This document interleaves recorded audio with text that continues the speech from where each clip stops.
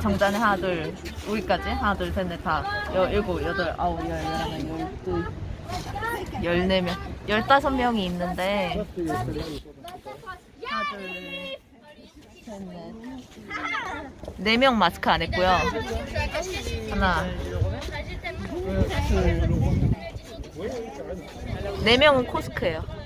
그래서 일단은 빨리 여기를 도망가야겠어요. 가자. 안녕하세요. 이제 곧 있으면 월말이잖아요. 그래서 한 달에 생활비를 얼마나 쓰는지를 얘기해보려 그래요. 만약에 파리에서 뭐 유학생활을 하신다 그러면 생활비 중에 가장 많이 나가는 거는 집세, 그리고 어학원비, 그리고 교통비, 핸드폰비, 요 4가지는 그냥 기본적으로 나가는 거, 고정 비용이고, 그 중에서 일단 오늘 월세 얘기를 먼저 하면, 기숙사 같은 것도 구할 수 있겠지만 만약에 그런 게 안 돼서 혼자 지내신다라고 하면 최소 정말 작은 집은 9m께 아래 집도 있어요. 그러면 3평이 안 되는 집이에요. 9m께 아래에서 한 16m께 아래? 그건 원룸이거든요. 일단 원룸에서도 중요한 건 화장실이 있느냐 없느냐의 여부. 그런 아주 작은 스튜디오의 경우에는 화장실이 집 밖에 있는 경우가 많아요. 그런 건물 복도에 있어서 뭐 옆집이랑 같이 공유를 해야 된다든지, 아니면 혼자 쓰더라도 집 밖에 있는 게 어쨌든 좀 불편하잖아요. 그런 경우는 저는 사실 불편할 것 같아서 추천하고 싶진 않아요. 그 정도의 스튜디오를 본다면 제 생각에는 정말 비싸도 700유로 미만의 집이 적당한 금액이라고 생각을 해요. 뭐 650에서 700 뭐 그 정도? 그리고 이거보다 조금 더 나은 옵션으로 만약에 한 20m께 아래 이상, 25m, 26m께 아래 정도 되는 집을 구하면 솔직히 파리 일존에서는 요새 1000유로 이하로 집을 구하기가 굉장히 어려워요. 그 정도 사이즈의 집은. 한 뭐 900유로, 위치가 어떠느냐에 따라서 900에서 950유로, 그리고 거기다가 전기세를 포함한다면 1000유로 가량을 생각해 주셔야 돼요. 개인 난방의 경우는 정말 전기세가 어마무시하게 나와요.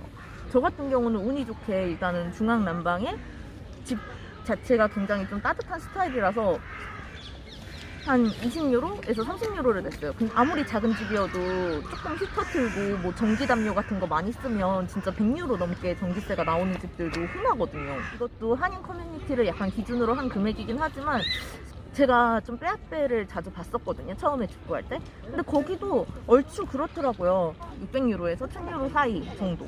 집 사이즈에 따라서 그 정도 든다는 거를 일단 말씀드릴게요.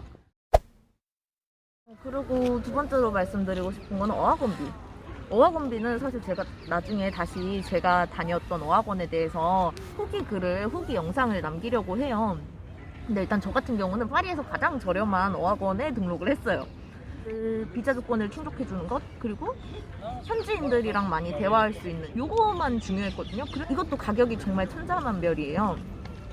저 같은 경우는 1년이 아니라 사실 8개월이에요. 저는 그거를 1600유로 가량의 결제를 했어요. 그렇게 따지면 한 달에 한 200유로? 그렇게 한 번 내고 나면 그건 끝나는 돈이기 때문에 매달 사실 돈이 나가는 건 아니에요.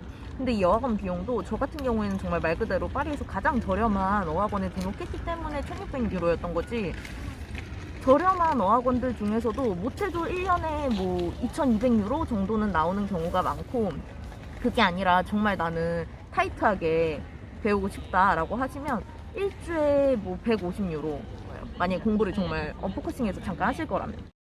그리고 지금 같은 경우는 콘텐츠 때문에 사실 교통비를 정말 쓸 일이 없게 돼버렸지만, 만 26세 이상의 분들, 저를 포함한 분들은 한 달 정액권 개념인 나비고를 구입하시면 그게 처음에 일단 카드를 만드시는데 5유로를 내야 하고, 그 이후에는 매달 75유로씩 결제하시면 돼요. 혹시라도 뭐 아르바이트를 하시는 학생분들의 경우에는 나비고 50%를 회사에서 지원을 해줘야 돼요. 물론 안 해주는 것도 많지만 어쨌든 저도 원래 그렇게 회사에서 지원을 받았기 때문에 한 달에 37유로 정도가 이제 교통비로 매달 나갔어요. 어쨌든 교통비는 사실 그렇게 저는 비싸다고 생각하진 않아요. 왜냐면 그 나비고가 있으면 파리 약간 근교되는 도시, 뭐 많이들 아시는 벡사이라든지 뭐 이런 근교 도시들을 다 갈 수 있는 금액인데 한 달에 한국 돈으로도 뭐 10만 원 내지 11만 원밖에 안 하는 거기 때문에 저는 교통비는 한 달에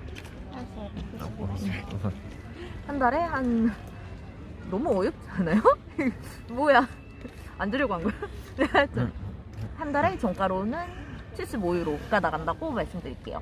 마지막으로 고정적으로 나가는 금액인 핸드폰비. 핸드폰비는 사실 한국보다 프랑스가 정말 훨씬 저렴해요.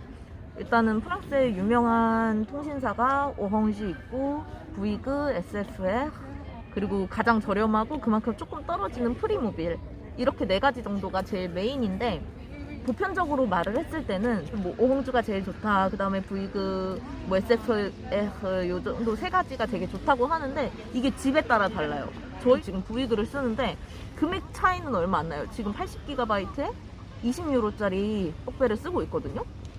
근데 요 세 가지 회사는 계속 인터넷을 둘러보시면 정말 말도 안 되는 프로모션이 많아요. 1년 동안 뭐 5유로에 100GB 뭐 이런 식으로 되게 프로모션을 많이 하기 때문에 처음에 오셨을 때 계좌가 없어서 프리모빌이 만들기 쉽기 때문에 프리모빌을 많이들 만드시는 걸로 알고, 저도 사실 그랬었는데 처음에는 그렇게 프리모빌 한 달 하는 거 나쁘지 않다고 생각해요. 왜냐면 프리모빌이 해지하는 게 원래는 굉장히 어렵길로 악명이 높았어요. 저도 한번 해지를 하는데 막 요즘 시대에 편지를 보내고 우편 등기를 보냈었거든요.